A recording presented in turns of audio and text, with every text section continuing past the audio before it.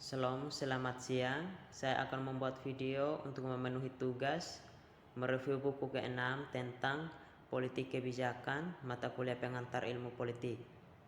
Saya atas nama Christopher Tadehere, NIM 2003030092, kelas C semester 1 jurusan Sosiologi, Fakultas Ilmu Sosial dan Ilmu Politik, Universitas Nusa Cendana Kupang.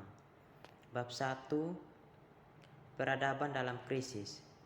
Penyebab krisis adalah analisis tentang penyebab yang mendasari keruntuhan susunan Kristen yang pertama kali membuka pandangannya tentang jalan menuju reformasi politik yang kemudian berkembang menjadi dari gerakan humanis Renaissance secara keseluruhan. Dalam surat kepada Guido Sete yang disebut di atas, dia mengakui kepada para kritikus hipotetis bahwa sepanjang masa memiliki perubahan, bahwa alam dan bintang berperan, dan bahwa hanya Tuhan yang mengetahui penyebab sebenarnya di balik perubahan historis. Penderitaan susunan Kristen sebagian pasti harus dipahami sebagai hukum Allah atas kejahatan, tetapi dari penyebab kemunduran yang bisa kita lihat, dia tidak meragukan banyak penjelasan tentang perubahan ini terletak pada manusia itu sendiri. Bab 2, Politik Kebijakan, Kepatuhan dan Legitimasi. Mengapa warga negara harus mematuhi pemerintah mereka? Banyak orang saat ini mungkin menjawab, agar saya tidak ditangkap dan didenda atau dipenjara. Mereka patuh karena takut pada kekuasaan pemerintah. Sejak periode aksial di zaman kuno, semua peradaban telah mengakui bagaimanapun bahwa jawaban seperti itu secara moral dan praktis tidak memadai. Tidak ada negara yang dapat bertahan lama yang bergantung sepenuhnya pada kekuatan atau ancaman kekerasan untuk ketaatan yang tepat. Bab 3, Apa Republik dalam Renaissance. Konsep negara Renaissance tidak jelas bahwa gagasan humanis Italia tentang negara merupakan tema yang siap untuk dipertimbangkan kembali. Bagaimana gagasan modern tentang negara muncul, bagaimanapun adalah tema sentral dari fondasi besar pemikiran politik modern Quentin Skinner yang membahas panjang lebar teks-teks humanis Renaissance Italia dalam volume pertamanya. Buku Skinner sesuai dengan judulnya dengan sendirinya telah terbukti mendasar, tidak berlebihan untuk mengatakan bahwa di dunia berbahasa Inggris selama beberapa dekade terakhir, karya tersebut terus menetapkan agenda untuk sejarah modern awal pemikiran politik karya tentang evolusi konsep negara di Renaissance Italia yang telah menjadi subjek literatur yang kaya dalam bahasa Italia, telah berlanjut dan bahkan meningkat sejak penerbitan yayasan dengan kontribusi penting dari Skinner sendiri antara lain. Meskipun demikian, tema sentral yang menghidupkan karya Skinner, kebangkitan negara modern, perlu diperkirakan ulang, terutama dalam kaitannya dengan pemikiran politik kaum humanis Italia. Bab 4, Menjinakkan tiran. Sebelum periode modern, peradaban Eropa mengembangkan dua pemahaman utama tentang fenomena tirani. Satu, pemahaman atau keluarga. Pemahaman diturunkan dari tulisan-tulisan para filsuf Yunani kuno dan ditegaskan karakter dari intelek yang lain, muncul dari tradisi hukum Romawi yang memandang tirani sebagai pelanggaran ius, hak kodrati atau legalitas. Meskipun pemahaman filosofis Yunani tentang tirani mulai berbaur dengan orang-orang Romawi, setidaknya pada masa Cicero, dan meskipun pertimbangan legalitas dan kepatuhan konstitusional jauh dari absen dalam analisis Yunani kunoti. Saya akan menunjukkan pada dua pemahaman demi kesederhanaan sebagai Yunani dan Romawi. Tidak ada pemahaman yang harus disamakan dengan realitas tirani kuno yang tetap sangat kontroversial di antara sejarawan Yunani kuno, atau dengan realitas apa yang Nino Luraghi disebut sebagai wacana tirani kuno, sebagaimana direkonstruksi oleh sejarawan modern di dunia kuno. Dalam perjalanan abad ke-15, seperti yang akan kita lihat, para humanis Italia diperoleh akses banyak sumber Yunani kuno tentang tirani yang dikenal saat ini. Tetapi seperti dalam kasus tradisi Spartan, apa yang mereka buat dari seringkali sangat berbeda dari cara penafsiran sumber yang sama oleh keilmuan klasik modern. Bab 5. Kemenangan kebijakan. Pemikiran politik Petrarch umumnya diakui sebagai tokoh sentral dalam sejarah budaya Barat. Sarjana penyair pola dasar Renaissance, Fons et Erigo, humanisme sebagai gerakan untuk mereformasikan pendidikan dan mengubah budaya, peran sentral dalam membentuk paideuma humanisme Renaissance telah dijelaskan, namun Petrarch tidak tampak besar dalam sejarah pemikiran politik. Bab 6. Apakah orang baik berpartisipasi dalam pemerintah yang korupto? Petrarch tentang kehidupan soliter. Keterlibatan Petrarch dalam politik Quattrocento Italia sering menjadi subjek kritik oleh para pembaca karyanya di kemudian hari. Akibatnya oleh keturunan yang sama yang pendapat baiknya sangat dia cari. Dan tidak hanya dalam suratnya yang terkenal untuk anak cucu, keturunan memang hampir semua intervensi sastra Petrarch dalam kehidupan politik pada zamannya terkait dengan apologi pencegahan untuk penyendiriannya sendiri. Dia tahu bahwa apa yang dia lakukan dan apa yang dia tulis akan menuai kritik, atau sudah menuai kritik, dan karya-karya tentu saja menawarkan pandangan yang tidak bersahabat kepada apa yang oleh karya-karyanya tentu saja menawarkan pandangan yang tidak bersahabat kepada apa yang oleh ahli taktik militer disebut sebagai lingkungan yang kaya target. Karena ada banyak Petrarch politik, dalam urutan kronologis perkiraan ada Petrarch sang patriot Italia yang menyerukan pertahanan bersama Italia melawan kekuatan asing, termasuk Kaisar Romawi Suci. Ada Petrarch sang argumen tentang monarki Robert dari Napoli yang tercerahkan. Petrarch propaganda untuk pemberontakan populer Cola di Rienzo melawan keluarga Baron Roma. Petrarch kritik yang ditegur atas akses Cola. Petrarch lawan sengit dari kepuasan Avignon. Petrarch sang konselor dan terkadang menjadi juru bicara untuk berbagai ancaman Signori Italia Utara. Dan Petrarch yang ada usia lanjut mendesak Kaisar Romawi Suci Charles untuk menginvasi dan menaklukkan Italia, karena semua proyek politik Petrarch setidaknya dalam jangka pendek berakhir dengan kegagalan.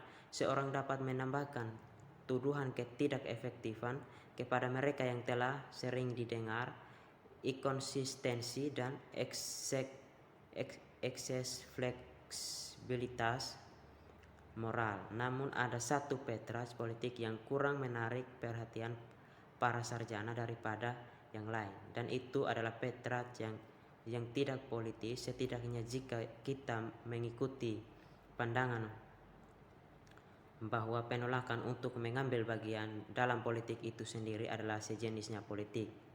Bab 7 baca kio tentang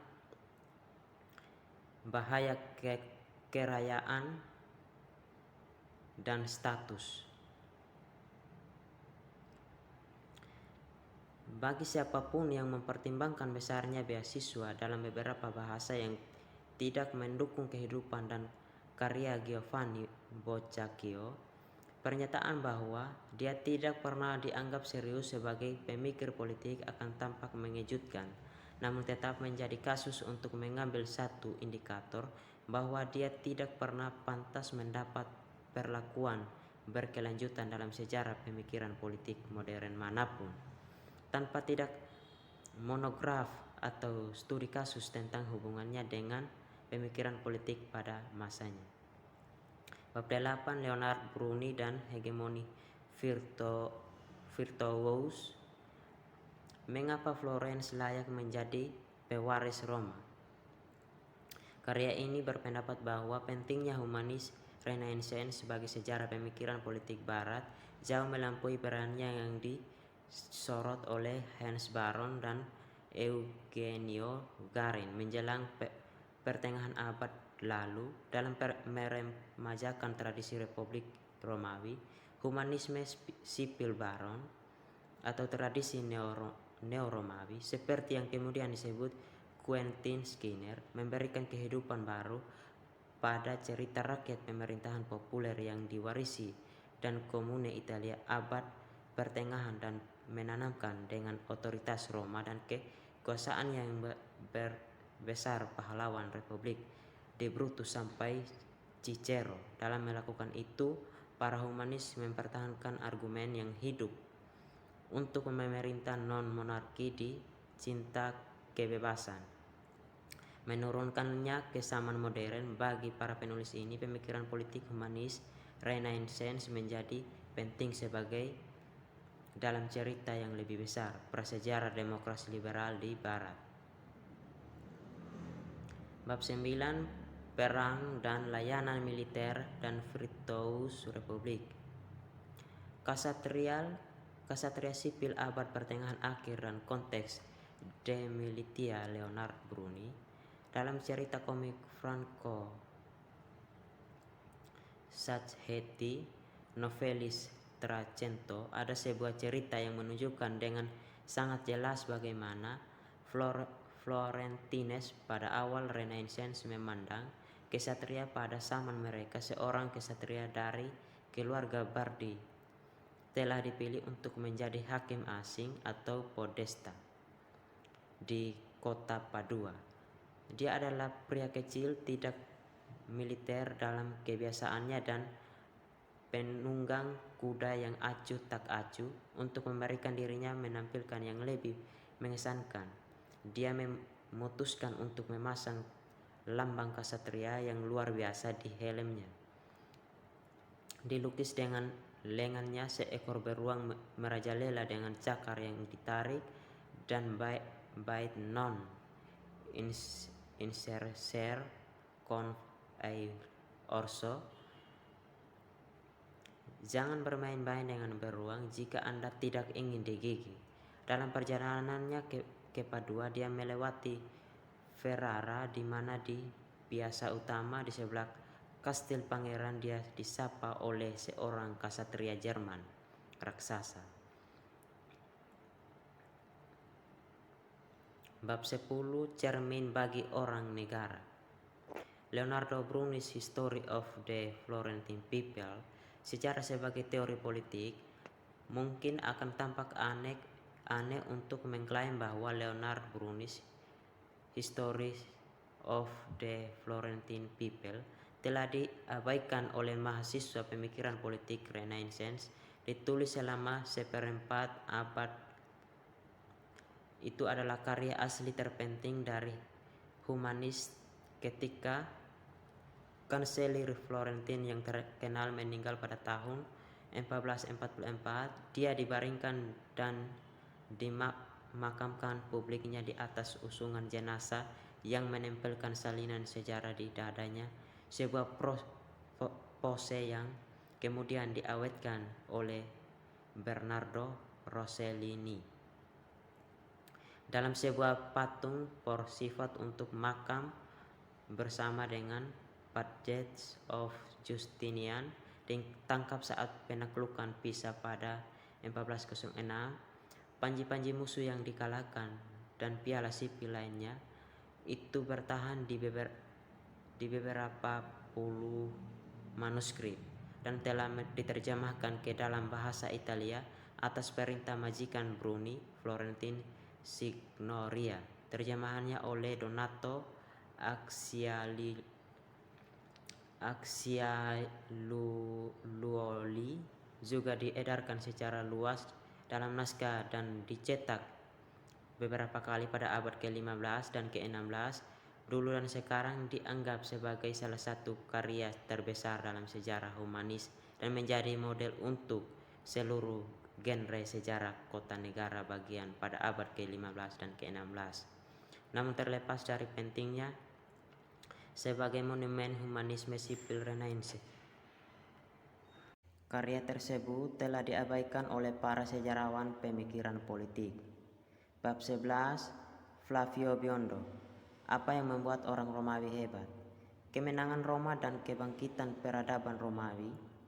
Keilmuan modern cenderung mengklasifikasi Biondo Flavio sebagai barang antik, bahkan sebagai pendiri sejati tradisi antik di zaman Renaissance. Meskipun karyanya tentang barang antik klasik dan awal Kristen bukannya tanpa abad pertengahan presiden, namun bagi seorang sarjana yang mencoba menilai pentingnya karyanya, kata antiquari dalam bahasa Inggris yang membawa asosiasi yang menyesatkan, orang mungkin akan membayangkan bahwa apa yang dilakukan Biondo mirip dengan pekerjaan kelompok-kelompok seperti London Society of Antiquaries atau berjasa pada Jonathan Olbutch dari Sir Walter Scott, utama dalam novelnya The Antiquary. Olbutch adalah salah satu kreasi komik terkaya Scott, seorang cendekiawan amatir, pedagang barang antik yang meragukan, membuka-buka dokumen lama yang berdebu. Ceramahnya penuh dengan sindiran untuk mengaburkan otoritas dan teori-teori yang kepentingan yang dibuatnya untuk sesama barang antik zaman kuno klasik adalah hobinya, dan dia dan rekan-rekannya barang antiknya digambarkan sebagai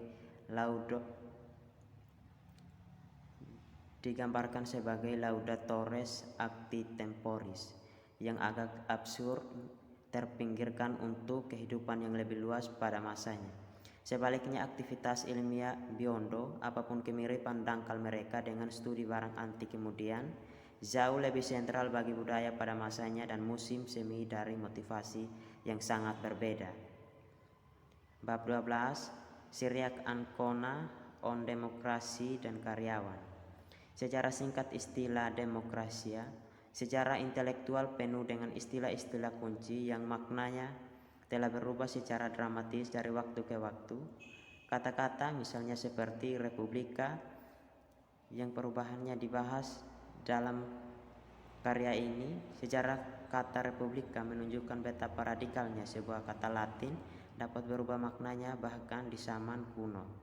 Yang telah mencolok lagi adalah istilah-istilah kunci yang tidak banyak berubah artinya adalah kata-kata seperti keingintahuan, inovasi, ambisi, kata-kata yang pernah di masa pramodern menandakan fenomena yang secara moral meragukan, tetapi baru-baru ini muncul untuk mewakili kualitas-kualitas positif.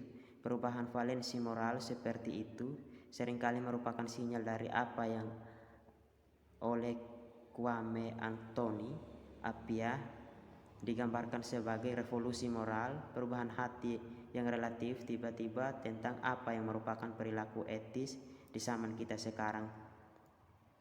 Bab 13, Leon Battista Alberti mengenai prince korupsi dan oligarki yang buruk. Leon Battista Alberti adalah salah satu tokoh paling terkenal dari sikap Renaissance Italia, yang diambil oleh Jacob Burckhardt sebagai model untuk manusia Renaissance. Dalam Civilization of the Renaissance di Italia, namun demikian seperti Petrarch dan Boccaccio, dia belum banyak dipelajari oleh sejarawan pemikiran politik. Sebagian karena sejarawan semacam itu belakangan ini memiliki konsepsi yang agak sempit dan anakronistik tentang apa yang dianggap sebagai pemikiran politik, dan sebagian salah satu curiga di antara para akademisi ada rasa kurang reaksioner. Selain itu sudah lama ada pemahaman yang beralasan di antara para sarjana Alberti bahwa ia merasa jijik terhadap politik secara umum yang tidak diragukan lagi telah menghambat pengujian ide-ide politiknya, meskipun penghinaan terhadap politisi dan anggota istana sama sekali tidak bertentangan dengan pemikiran serius tentang politik, seperti halnya keterlibatan dalam politik tidak serta-merta membuat ide-ide politik seseorang layak untuk diperhatikan. Bab 14, George of Trebizond tentang cosmopolitanisme dan liberty. Nama George of Trebizond boleh dikatakan tidak dikenal oleh sebagian besar siswa pemikiran politik barat. Kadang-kadang mendapatkan catatan kaki untuk klaimnya bahwa konstitusi campuran Venesia bersumber dari hukum Plato, teks yang pertama kali diterjemahkan ke dalam bahasa Latin, tetapi sebagian besar politiknya pemikiran telah diabaikan sepenuhnya. Sebagian ini mungkin karena posisinya yang paling mencolok tersembunyi dalam beberapa dari kata-kata kasar buku yang panjang terhadap Plato. Bab 13, Francesco Filelfo dan Republik Sparta. Filelfo dan pemulihan tradisi Sparta dalam sebuah esai yang pertama kali diterbitkan pada tahun 1974, Amaldo Momigliano mengatakan tentang terjemahan Latin dari sejarawan Yunani yang dibuat di Quattrocento bahwa seluruh rangkaian terjemahan berpotensi menjadi peristiwa paling revolusioner dalam historiografi sejak Fabius Pictor yang memperkenalkan historiografi Yunani ke Roma pada abad ketiga sebelum Masehi, tetapi sebelum ada yang mengetahui apa yang terjadi sebagai akibat dari Herodotus. Bab 16, Teori konstitusi Yunani di Quattrocento. Teori konstitusi Yunani, gelombang kedua teori konstitusional Yunani, teori para pemikir Yunani kuno tentang bagaimana politik secara alami mengatur diri mereka sendiri, bagaimana mereka berkembang dari waktu ke waktu, dan bagaimana negarawan dapat mengoptimalkan organisasi dan revolusi mereka. Tiba dalam bahasa Kristen, Latin dalam dua gelombang. Yang pertama datang pada abad pertengahan tinggi, ketika etika dan politik Aristoteles diterjemahkan ke dalam bahasa Latin. Pemulihan pemikiran politik Aristoteles pendorong banyak refleksi di antara ahli teori besar seperti Thomas Aquinas, Gilles dari Roma, dan John dari Paris, dan Marcellus dari Papua.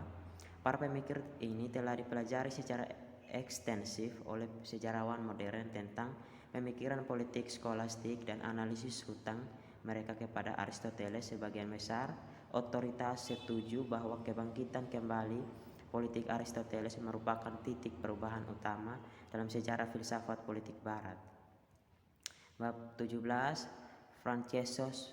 Francesco Patrisi dan absolutisme manusia.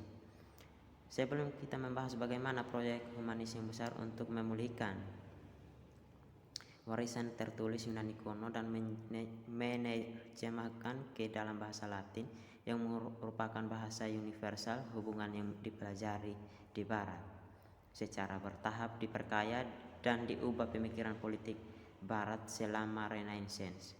Pemulihan teori monarki Yunani kuno, teori Yunani tentang monarki ideal mulai muncul pada abad ke-4 sebelum Masehi dan pada prinsipnya merupakan karya para pemikir politik Athena. Tidak mengherankan bahwa teori monarki dimulai pengikut Socrates dan semuanya tersingkap dari demokrasi Athena karena tanggung jawab untuk pembunuhan peradilan guru spiritual mereka. Bagi Socrates, memang Xenophon mengaitkan apa yang dianggap sebagai contoh pertama dari perbedaan teoritis yang kuat antara tirani dan kerajaan dalam sastra Yunani yang masih ada. Itu terjadi dalam Memorabilia, sebuah teks pertama kali tersedia untuk Latin West dalam terjemahan Kardinal Bessarion tahun dengan judul De Dictis et Factis Socratis. Bab 18, Machiavelli menghidupkan Republik Militer. Tradisi humanis politik kebijakan berawal dari krisis peradaban yang mencengkeramkan susunan Kristen abad pertengahan. Di pertengahan abad ke-14, efek dari kritis tersebut pada bidang intelektual terutama mempertahankan keabsahan otoritas tertinggi, susunan Kristen politik, spiritual, dan pendidikan. Petrarch mencari solusi untuk krisis dalam Paideuma baru, cara baru untuk memahami hubungan antara doktrin komprehensif Kristen dan bentuk formasi moral dan intelektual yang diwarisi dari pra-Kristen kewarganegaraan. Bab 19, Machiavelli dari kebijakan. Pangeran Machiavelli biasanya dibaca sebagai panduan bagi tiran, dan pangeran gelarnya biasanya dianggap identik dengan tiran. Pemahaman ini kembali ke Renaissance itu. Ahli teori politik Giovanni Botero misalnya menafsirkan pangeran Machiavelli sebagai perwujudan tiran jahat Aristoteles seperti yang dijelaskan dalam bab perkenalan politik.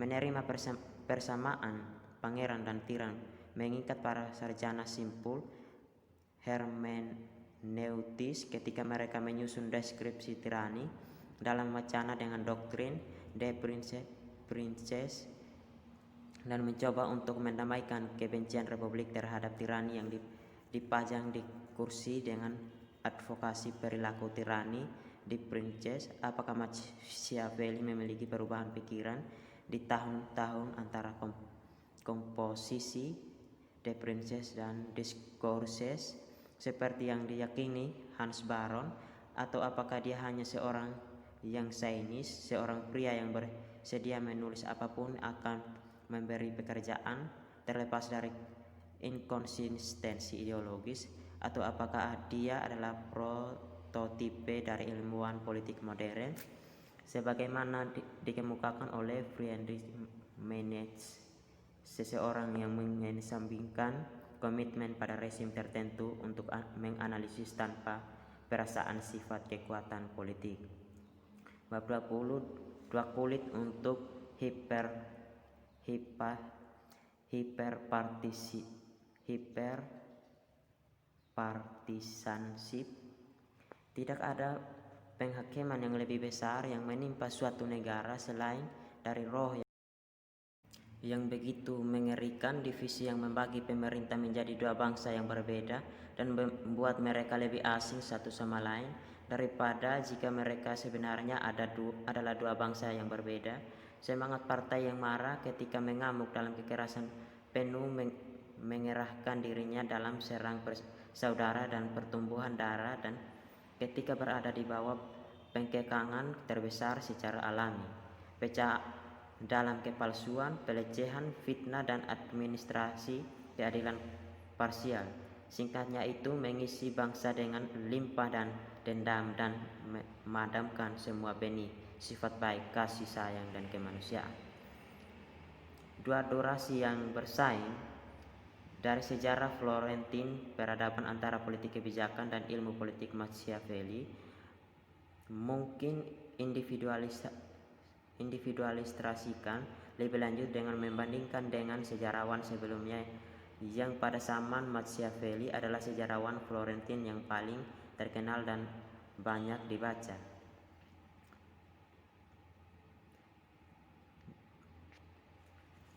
Bab 21 kesimpulan. Seseorang yang pemerintah melalui kekuatan kebijakan dianalogikan dengan bintang kutub. Ia tetap pada tempatnya dan menerima penghormatan dari bintang-bintang yang lebih kecil. Suatu saat di akhir tahun 1990-an, misionaris Yesuit Matteo Ricci yang saat itu tinggal di kota Nanchang di Cina mengunjungi sarjana Konfusianisme terkenal, Sang Huang. Beberapa tahun sebelumnya Ricci telah menukar pakaiannya sebagai seorang biksu Buddha, penyamaran awal di Tiongkok, dengan jubah seorang sarjana Konfusianisme. Dia telah sampai pada kesimpulan bahwa tercatat terbaik untuk memajukan iman Kristen di Cina adalah dengan menampilkan sebagai filosofi agama yang sesuai dengan ajaran Konfusianisme. Oke, hanya itu saja yang bisa saya jelaskan. Sekian dan terima kasih.